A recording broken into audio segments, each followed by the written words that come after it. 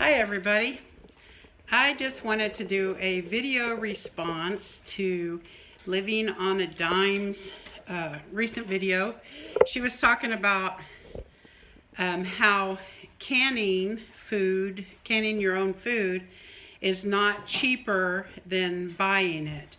And she had a guest with her who I guess works with her, and she and her, I think her name's Tara, they were talking back and forth, and I found part of their conversation amusing.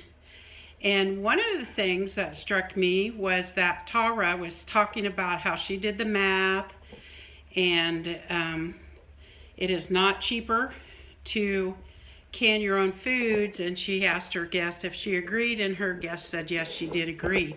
Well, what I thought amusing was that Tara said she has never canned before.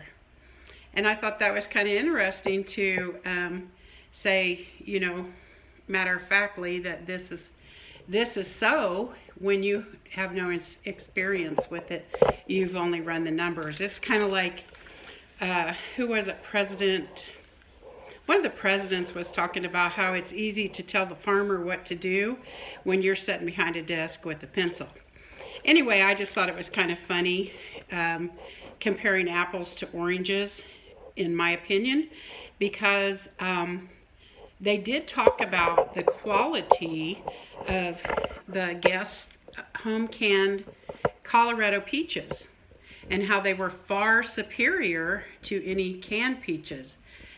And that is true, but to me it was kind of funny because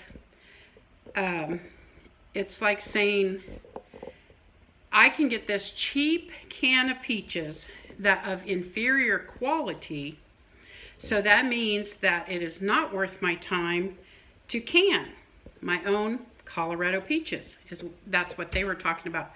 Well, this lady cans 100 quarts of Colorado peaches every year because the taste and everything is far superior to anything she could buy. I just thought it was funny that they never said anything about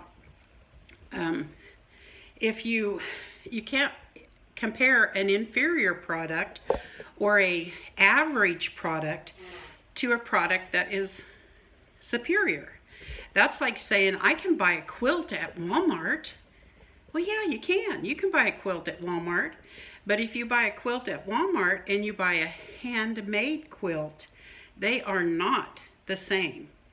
And the peaches that you can buy at Aldi's, they said for 49 cents. We don't have an Aldi's, and I wouldn't know if you could get them that cheap, but we sure can't. Dillon's and Walmart and stuff, I would say you would have to pay at least $1 for the small can.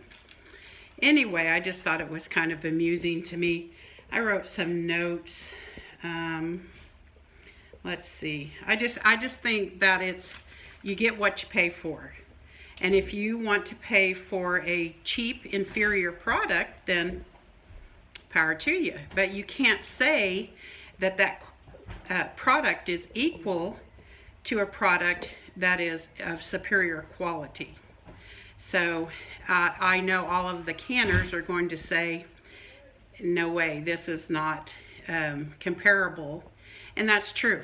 You can't compare a good quality home canned product to a product that you don't have any idea how it's been handled. You don't know how what kind of processing they do. You don't know if they're using, I'm trying to get to where it's not so glary. There's a glare on my window over there.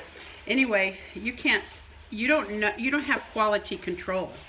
And then they talked about if you garden, so from gardening to finished canned product, that's a huge amount of work. Yeah, it is.